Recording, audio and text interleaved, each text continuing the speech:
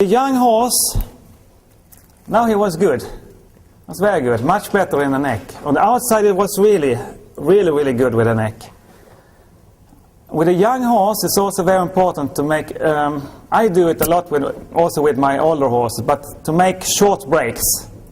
Not staying 20 minutes working. Really a lot of short breaks. It could be only one round, 1 minute. The neck out and breathing a little bit.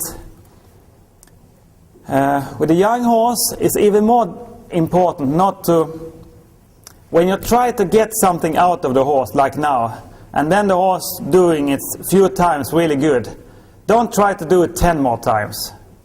It's really just to try to ask the horse to do wrong.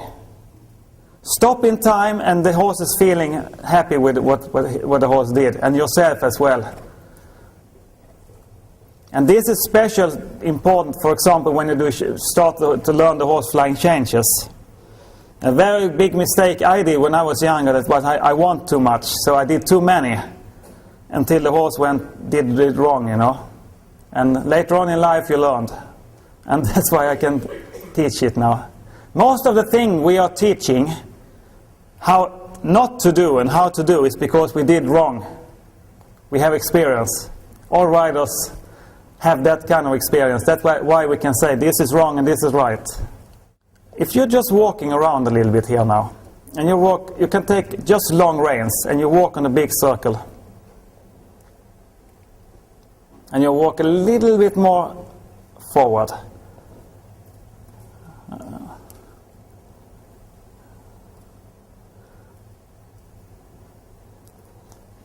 Okay, if you look at this horse, again with the steps, you see that this horse has not a walk for a 9 or a 10. It's not extreme in the walk. It's okay in the walk. You see he's overstepping. He's clean in the walk. Okay, now she did a little bit too much ace there, but you see he's overstepping now. Then you can ask yourself, why do we want to have...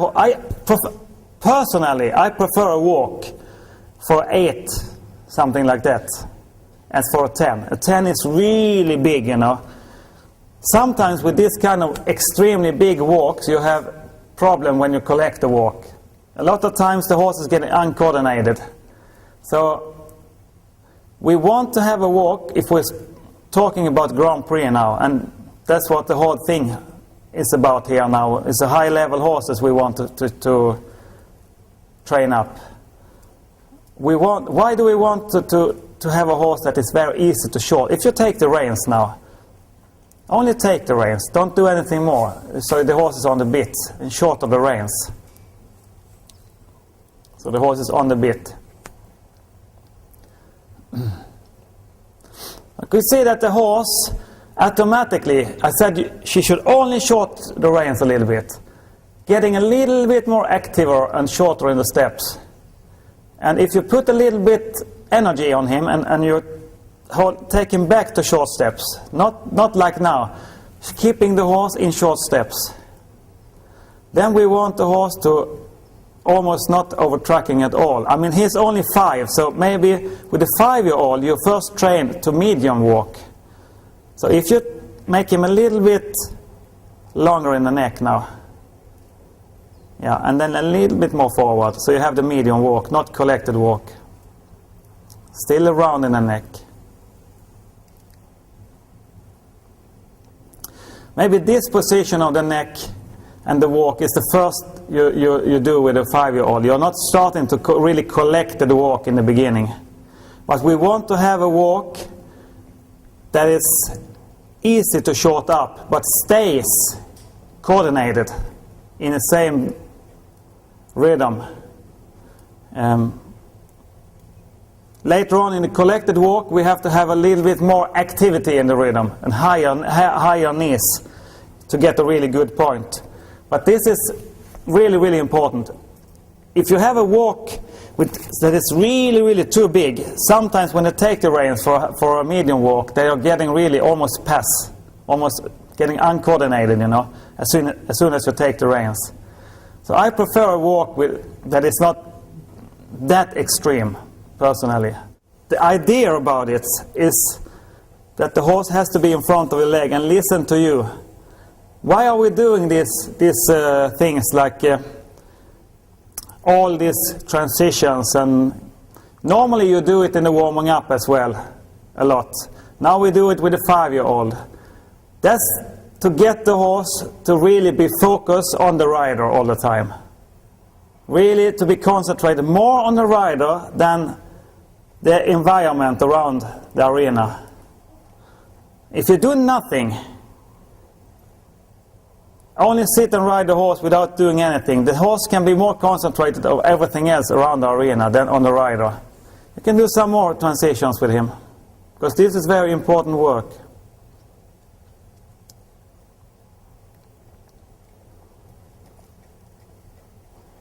And you can see she was now making quicker step, but not changing the size of the strides. Only for a short moment she was doing that. And you can use these things when you feel that the horse is not in front of your leg, without doing an extended trot or medium trot.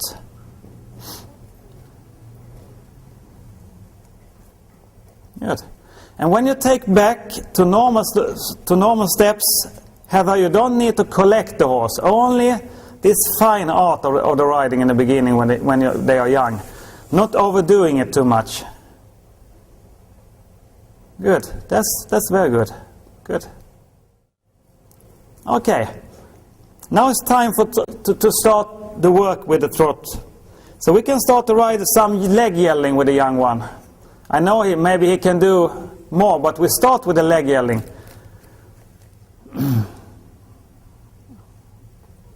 And you can start to do it from the short side up on the center line, and then you make a leg yelling to the right. It's quite nature to start that way, because you turn. Yeah, you start on the short side up on the center line, and then leg yelling out to the right side. Just to show how it's good to start with a young one. And one of the way you can do it. There's a lot of different. This is the way I used to do it with my young one, and quite a long one now. Good. So you can keep. What we want to see now is that the horse is going to the side, not pressed to the side, listening on the signals, and then you can go with your weight with the horse, not pressing the horse all the way to the side. That's why we do it quite long in the beginning with the young horse, so you can keep the rhythm and keep the horse in front of your leg. So to get the horse now in a more self-carry with carry his head and his neck himself, it's nothing to do with raise the horse up with your hand. It's coming from the leg all the time. And if you do the preparation like we did now, to learn to speed up the rhythm and to get the horse to listen on the signals with transitions, and also be technical smart, like when we're riding on the circle, not to overbend. Then the horse is getting step by step more uphill. And for a 5-year-old is more than enough in his position now. The only thing he have is that he have a little bit short neck in his exterior, in his construction. That's why she have to be quite careful with this. And when the horse can do this, next step is of course to make some leg yelling on the diagonal and put some other spots, so you can start from other spots. This was quite nature, because you're coming up on the center line and you're making a turn, and then you go out on the same way like this. It's quite easy to understand for the horse. But next step is of course to ride it from the corner and then go a different way like this. We don't need to do that with him now, but just to show it how we start. Leg yelling on the quarter line. Just the same way as you did from the center line.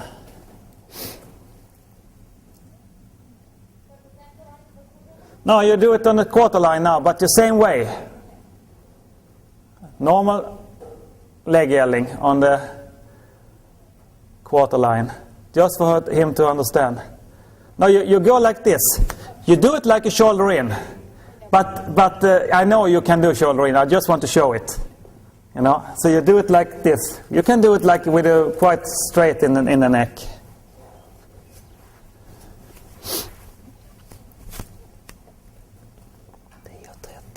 Okay.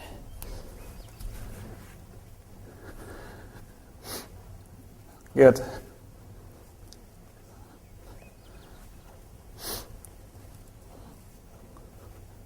That's quite good. Okay, and then when you have the young horse and he understands how to go to the side like this, and that you can also do it on the long side, but when they understand the way to do it, then you can put in more bending and try to bend the horse more in the body. So next long side now you ride a proper shoulder in with him on the quarter line. And now you can also put in a little bit more activity in the horse. Not longer steps, but more activity, a little bit more fluent. Yeah, that's good. I personally do it quite much on the quarter line. It's a little bit difficult in one way. In another way, it's more nature for the horse, because sometimes when you are on the track, it's very easy to overbend the horse, like we showed with the first horse, because you're overbending and then the wall is there. In another hand, this is more difficult because you don't have any. It's very easy to go left and right. It's more difficult to stay on the line. But I prefer to learn them like this. Yeah, well. Okay, Heather. Then you make a circle, and then next step you make a leg yelling from the diagonal and the whole long diagonal. But leg yelling, not half pass.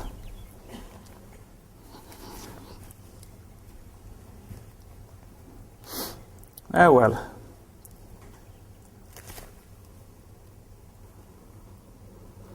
And when you do the leg yelling, you have a almost straight neck, only flexed a little bit to the left. Okay. And then, when the horse knows this diagonal line, you can put in a little bit bending. So you do a circle, and then after some steps you bend the horse a little bit like half pass, but not really extreme bending, only a little bit touching it. So you can play a little bit with the bending left. If you feel that the horse is losing the rhythm, then you can continue in the leg yelling. But now you can put in a little bit bending. And now this horse already know it a little bit, but this is the way you start it. So next long side we show that. You start in leg yelling and then you bend him back to start in a leg yelling. Good, and then you bend right a little bit. Good, and then leg yelling again. And bend right again. So this is the way you can start it for the young horse to understand. You can also start it on the quarter line. Okay, now we suppose that this horse, he knows this a little bit better. Now we try to improve the quality of the half passes on this young horse. And then I used to say, you don't need to ride the whole diagonal all the time. It's better to make shorter phases, but feel that you're just putting the horse in a position, give the horse a signal, and then the horse must feel that the horse is taking you to the point. You are not helping the horse every step, you know.